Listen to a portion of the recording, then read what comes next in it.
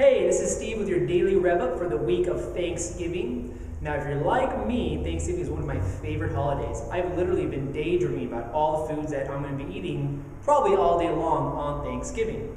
So, only problem with that is that the average American is going to consume about 4,500 calories on Thanksgiving Day. So to give you kind of an idea of how much that is, 1 pound of fat is equivalent to 3,500 calories. So to burn 1 pound of fat, think that you have to burn an extra 3,500 calories, which is probably about 10 hours on a treadmill. Maybe not, but you want to think of it that way. It's a lot of calories consumed in one single day.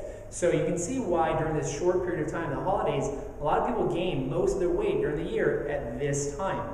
And a lot of it is based off this 4,500 calorie number. Now, what I'm going to show you today is going to be how to make the calories you eat on Thanksgiving basically not count. We're going to make it to where your body is going to go and it's going to just erase those calories because of these simple rules you're going to be following. All right. Now, the most important rule is going to be to go carb-free starting right now on your next meal up until that very first meal of Thanksgiving. The reason why this is important is that in order to create a fat-burning environment in your body has to have a low, stable blood sugar. So if you have a high blood sugar because you do eat a lot of carbohydrates, you eat sugars, stress can cause it also, that high blood sugar environment makes your body store fat. So we want to do just the opposite. We want to create a low blood sugar environment, and in order to make those 4,500 calories or even more not count on Thanksgiving, we're going to make sure that you remove all the carbohydrates starting right now up until that first Thanksgiving meal. Now the carbs we're talking about are going to be everything that's processed: flour, rice, potato, crackers, cereal, oatmeal,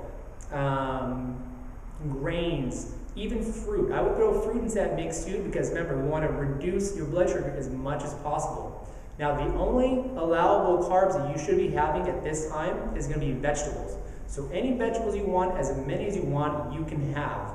Just remove all those carbohydrates you're used to. So no pasta. You want to make sure you eat as much protein, fats, and vegetables, right? So even if you remove that big group of foods, you still have tons of those lean proteins. You have avocados, nuts, olive oils. You have a ton of variety of vegetables, salads that you can have to bring your body into that fat burning zone. All right, so most important rule number one is going to be to go carb free starting right now until that very first meal on Thanksgiving, whether it's lunch or dinner. For me, it'll probably be lunch and dinner.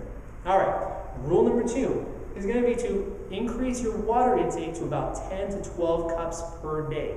Most of us walk around dehydrated already, and when you're dehydrated, your body will sometimes signal you like you're hungry. So you want to make sure that you're drinking plenty of water to reduce that chance of being a false signal that you're hungry, that maybe you're just thirsty. Plus, you'll feel better, your skin will be better, and same thing, your body will increase its chances of burning more fat because it will be more efficient with more water and better hydrated. All right. Rule number three is going to be to make sure that you exercise every single day.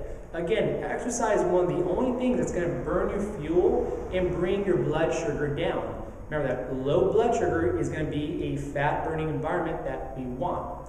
Now, if you don't have a lot of time, if you have 10 minutes in the day, you want to make sure that you're at least exercising a little bit.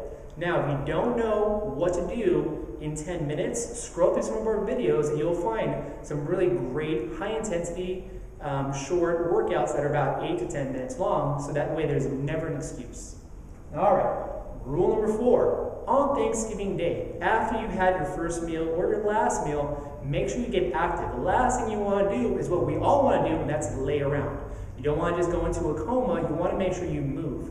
Now, my family is really easy because we all just dance. But if you have two left feet, take your family, go for a walk if the weather permits, and spend that time bonding. You'll feel much better, you won't feel bloated, you won't feel like you're going to throw up like I know I usually do on Thanksgiving, and you'll be burning a lot more calories of that 4,500 number that we talked about earlier. All right, rule number five, the most important rule is to have a guilt-free day.